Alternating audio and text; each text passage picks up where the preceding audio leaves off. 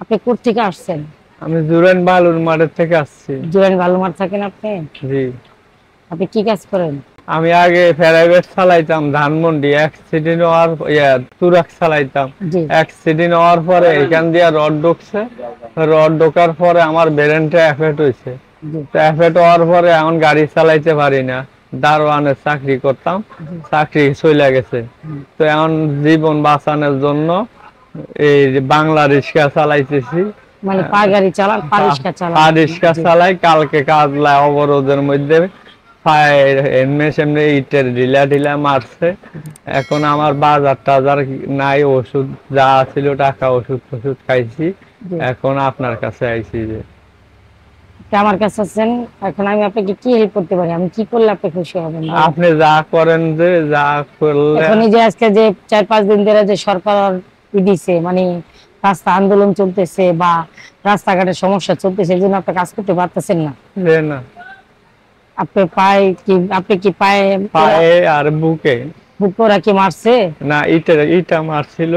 এইটা মারছে, ওইটা যে আপনার শরীরে লাগছে? এখানে পড়ছে আর এই ঠ্যাঙ্গে। আপনার পায়ে পড়ছে না? জি আপনার পায়ে পড়া আপনি ব্যথা পাইছেন? জি। তো এই আন্দোলন চলতেছে তো কতদিন? ম্যাম, এটা আজকে 3-4 দিন তো এই অবস্থা, ডরে ডরে বাইরেই না। মানে আজকে 3-4 দিন ধরে ডরে ডরে গাড়িতে বাইরেন না, তারপরও কালকে বাইরেছেন? কালকে বাইরে আইছি ফেডার দায়। আপনার ছেলে মেয়ে কয়জন? এক ছেলে এক মেয়ে। এক ছেলে এক মেয়ে। বাড়ি বোলা তজুমউদ্দিন থানা। বাড়ি ভোলা তজুমউদ্দিন থানা। জি। আপনি শুধু পারিস কে চালান? এখন আনা পা রিক্সা চালাই না, দারোয়ানে চাকরি করতাম। দারোয়ানে চাকরি চলে গেছে, মাথা সমস্যা। ও মানে ব্রেনের সমস্যার এই জন্য জন্য চাকরি চলে গেছে। তো এই এমন কিছু বাস চুরি তো করতে পারুম না। জি এই বয়সে মানুষ খারাপ করবো, দান দালিল সিটিনবাজি জি করতে জি। পারুম না। মানুষ খারাপ করবে, এই জন্য একটা কর্ম করিয়া খাইতে হইব, মাথায় কিছু টানতে পারি না। জি। এই জন্য রিক্সা চালাইছি। রিক্সা চালান। ঘরে বাজার নাই, এর জন্য আমার কাছে আসছেন যাতে আমি আপনার কিছু বাজার করে দিই। বাজার আর ওষুধ। বাজার করবেন আর ওষুধ খাবেন। যে তো আজকে কিছু খান নাই সারাদিনে? উনি খিচুড়ি খাওয়াইছে।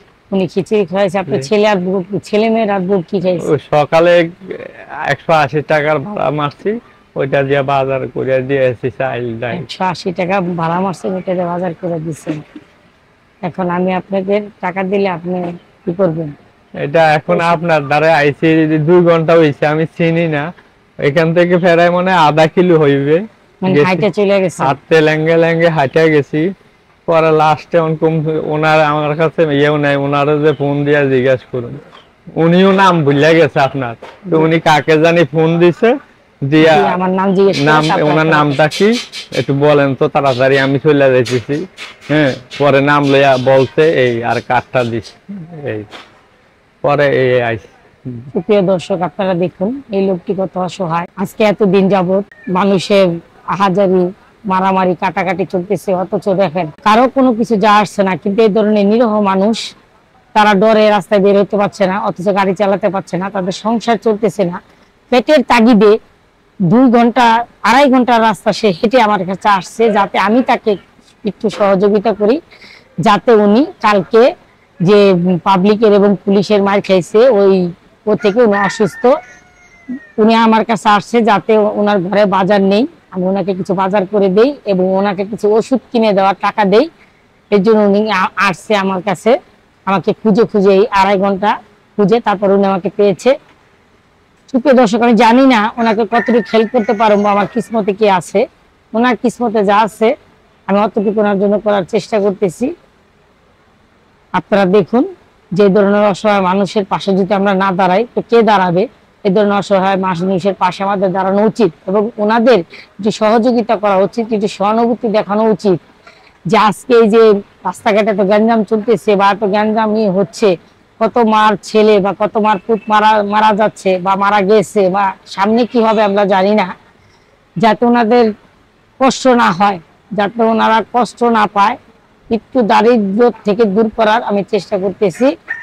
এবং আমার কাছে যে আসবে বা আমার সাথে যার সাথে দেখা হবে, আমি চেষ্টা করব তাদের যাতে একটু সহানুভূতি দেখানোর জন্য বা তাদের পাশে একটু থাকার জন্য।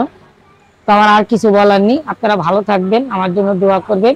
ভালো লাগে আমার চ্যানেলটা সাবস্ক্রাইব করে দিবেন, শেয়ার করে অন্যকে দেখার সুযোগ করে দেবেন। আসসালামু আলাইকুম। ভাই, আপনি এই টাকাটা দিয়ে আপনাদের বাচ্চাদের জন্য বাজার করে নিয়ে এবং আপনি ওষুধ কিনা খান, ঠিক আছে?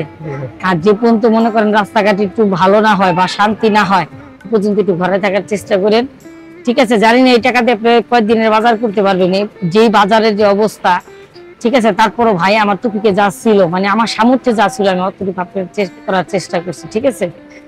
আপনি ভালো থাকবেন ভাই। আসসালামু আলাইকুম।